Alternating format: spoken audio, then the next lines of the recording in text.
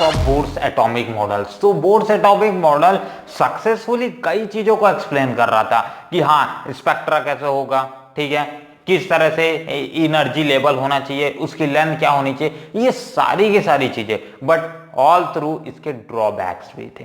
जैसे कि पहले ड्रॉबैक से बात करते हैं, अभी जस्ट हम स्पेक्ट्रा पढ़ के आए हैं तो स्पेक्ट्रा से स्टार्ट करते हैं। तो स्पेक्ट्रल लाइन से जैसे बोलता हूं तो देखो अभी इसने एक नॉर्मल एटम जैसे कि हाइड्रोजन के केस के लिए हो गया, ठीक, हाइड्रोजन के केस के लिए हो गया, या तो हीलियम के केस के लिए हो गया, या तो लिथियम के केस के लिए ही, मतलब ये ऐसे एटम्स के लिए बताया जो कि सिंपल स्टेट में एग्जिस्ट करे। मतलब सिंपल एटम्स के लिए उन्होंने स्पेक्ट्रा को एक्सप्लेन किया कि स्पेक्ट्रा कैसे होनी चाहिए, ठीक है, लाइन स्पेक्ट्रा शो करेगा या सिंपल स्पेक्ट्रा, तो उन्होंने बोला सिंपल स्पेक्ट्रा शो करेगा, ठीक। बट उन्होंने कॉम्प्लेक्स एटम्स जैसे कि इससे हायर जिनके पास एक से अधिक इलेक्ट्रॉन्स है उनके लिए कोई एक्सप्लेनेशन नहीं दी। उन्होंने सिर्फ और सिर्फ ऐसे ही एटम्स को यूज किया एक्सप्लेनेशन करने के लिए जिनमें सिर्फ और सिर्फ एक सिंगल इलेक्ट्रॉन एग्जिस्ट करें।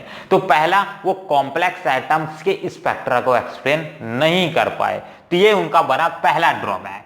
सेकेंड ड्रॉबैक बनता है कि उन्होंने एज ये बताया कि दैट इलेक्ट्रॉन्स जो भी प्रेजेंट रहेंगे वो एक ऑर्बिट में प्रेजेंट रहेंगे, एक सर्टेन सर्कमफ्रेंस की ऑर्बिट में प्रेजेंट रहेंगे जो कि न्यूक्लियस के अराउंड रहेगा। बट उन्होंने ये नहीं बताया कि भाई एक ऑर्बिट में कितने इलेक्ट्रॉन होंगे। उन्होंने बोला ऐसा तो है, ठीक है, एक एटम रहेगा, एक न्यूक्लियस रहेगा पॉजिटिव चार्ज, उस न्यूक्लियस के चारों तरफ एक इलेक्ट्रॉन प्रेजेंट, न्यूक्लियस के चारों तरफ हाइड्रोजन के लिए उन्होंने बता दिया कि एक इलेक्ट्रॉन बाहर में प्रेजेंट रहे। बट ऐसा कैसा है, एक ही एलिमेंट तो नहीं है, 118 119 एलिमेंट है आज हमारे पास, तो उन सारे एलिमेंट्स में किस तरह से अरेंजमेंट होगा, एक से अधिक इलेक्ट्रॉन एक ऑर्बिट में प्रेजेंट रहेंगे या एक ऑर्बिट में एक इलेक्ट्रॉन प्रेजेंट रहेगा, तो इस कॉन्सेप्ट को भी वो एक्सप्लेन नहीं कर पाए। तो ये बन गया उनका सेकंड ड्रॉबैक, पहला ड्रॉबैक, सेकंड ड्रॉबैक।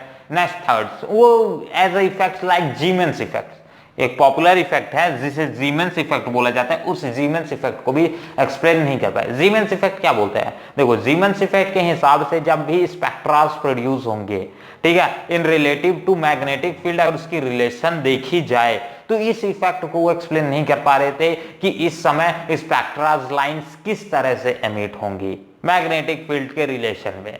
तो ये कॉन्सेप्ट को भी वो एक्सप्लेन नहीं कर पा रहे थे कि स्पेक्ट्रल लाइंस पे क्या इफेक्ट पड़ेगा, तो जीमेंस इफेक्ट भी वो एक्सप्लेन नहीं कर पाए, एज नॉर्मल इसे जीमेंस इफेक्ट बोला जाता है, ठीक। तो और इसी के अलावा और बहुत सारे इफेक्ट है भाई, अभी और बात करेंगे, एक एक करके बात करेंगे। जस्ट नेक्स्ट आता है अपना, इसी में वो रिलेटिव इंटेंसिटी को एक्सप्लेन नहीं कर रहा है। रिलेटिव इंटेंसिटी का मतलब है, मेरा बोलने का जस्ट ये मतलब है कि दैट उन्होंने स्पेक्ट्रा तो बताया कि हमारे पास इस इतने एक लाइन स्पेक्ट्रा मिलेगा, ठीक है, सिंपल एटम्स के लिए लाइन स्पेक्ट्रा मिलेगा, सिंपल स्पेक्ट्रा मिलेगा, बट ये एक्सप्लेन नहीं किया, कतई भी एक्सप्लेन नहीं किया कि उन सारे जो स्पेक्ट्रास प्रोड्यूस होंगे, वो जो रेडिएशंस प्रोड्यूस होंगे, उनकी इंटेंसिटी कितनी होगी। इंटेंसिटी का मतलब उसका मैग्नीट्यूड कितना होगा, उसकी वेवलेंथ कितनी होगी और उसका फ्रीक्वेंसी कितना होगा, ये दोनों कॉन्सेप्ट को वो एक्सप्लेन नहीं कर पाए। तो यही बने कुछ famous popular drawbacks of Bohr's atomic model,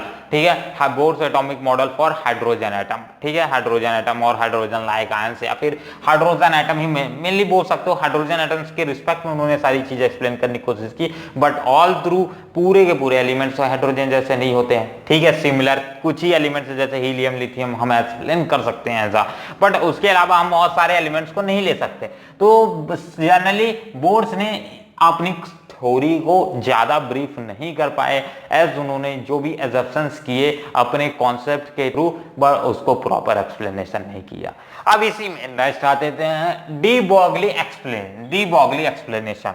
de Broglie एक साइंटिस्ट का नाम था। डी ब्रोगली ने क्या किया, बोर्स के पोस्टुलेट्स ऑफ एंगुलर मोमेंटम का भी एक कॉन्सेप्ट था जिन्होंने बताया था कि दैट जो भी न्यूक्लियस रहेगा, ठीक है, एज ए न्यूक्लियस कंसीडर कर लेते हैं, इसके बाहर जो भी ऑर्बिट रहेगा जिसे इसने स्टेशनरी स्टेट बोला था या फिर एनर्जी लेवल्स बोला था, जिसमें इलेक्ट्रॉन्स प्रेजेंट रहेंगे, ठीक है, तो ये जो स्टेशनरी ऑर्बिट या फिर स्टेशनरी लेवल्स रहेंगे, एनर्जी लेवल्स, इनका एंगुलर मोमेंटम क्या होगा ये भी पूरी तरह से वो एक्सप्लेन नहीं कर पाए थे बोर्स, ठीक है, इस कॉन्सेप्ट को उन्होंने एक्सप्लेन नहीं कर पाया था। तो उस कॉन्सेप्ट को एक्सप्लेन किया डी ब्रोगली ने। डी ब्रॉगली ने यह बताया कि दैट जो भी इलेक्ट्रॉन्स एक ऑर्बिट में एक एनर्जी लेवल में रोटेट करेंगे वो सर्टेन वेवलेंथ से रोटेट करेंगे जिसे हम डी ब्रॉगली वेवलेंथ बोलते हैं। ठीक है, जो भी सरकमफ्रेंस होगा जिसमें इलेक्ट्रॉन्स रोटेट करेंगे वो इक्वल होगा डी ब्रॉगली वेवलेंथ के। अब इसी एक्सप्रेशन को हम लिखते हैं तो सारी चीजें हमारी क्लियर होती चली जाएंगी। कैसे, चलो एक एक करके समझते हैं। ठीक है, नोट्स पीडीएफ मिल जाएगा आपको डिस्क्रिप्शन में, तो वहां जाके चेक कर लेना, पासवर्ड दे देना जेपी वर्ल्ड पीडीएफ को खोलने के लिए बाद में, ताकि कोई प्रॉब्लम ना हो। तो चलो स्टार्ट करते हैं। देखो जैसे कि अपने पास क्या आ जाएगा कॉन्सेप्ट, उन्होंने क्या बोला, जो भी सरकमफ्रेंस रहेगा ऑर्बिट का वो इक्वल होगा डी ब्रॉगली वेवलेंथ के। डी ब्रॉगली वेवलेंथ के मतलब क्या है, circumference is equal to 2 pi r जो कि इक्वल होगा n बाय लैम्डा। ठीक है, एन यहाँ क्या है, n is equal to orbit के हिसाब से डिपेंड करेगा, 1 2 3 4 5 6 7 8 9 10 व्हाटएवर। ठीक, तो होपफुली अगर r के रिस्पेक्ट में हम इस रिलेशन को लिखना चाहें तो क्या लिख सकते हैं, r is equal to n by lambda is equal to 2 pi h, make it as equation 1। इसे इक्वेशन 1 का घोषित कर दो और यहीं छोड़ दो। अब इसी में आगे बढ़ते हैं।